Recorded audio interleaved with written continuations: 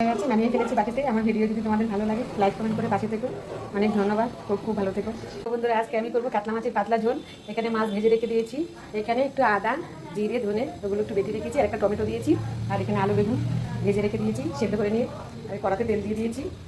তেল গরম হয়ে গেছে। একটু জিরে ফোড়ন দেবো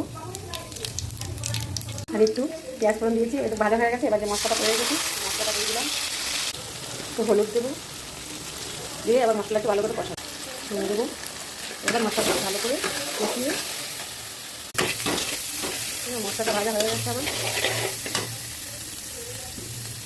জল দিয়ে দেবো। পাতলা ঝোল করবো, একটু ঝোল ঝোলই করবো। ঝোল ফুটে উঠেছে। এবার মাছটা দিয়ে দেবো।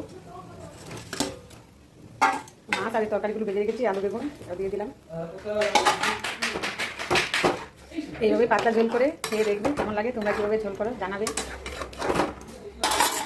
এই যে আমার রান্না হয়ে গেছে। এই জিরে বাটার পাতলা ঝোলটা খেতে খুব টেস্টি গরমের দিনে। আর ওখানে আমি একটু এই যে ভাজা জিরের মশলা করে রেখেছি, এটা একটু ছড়িয়ে দেবো।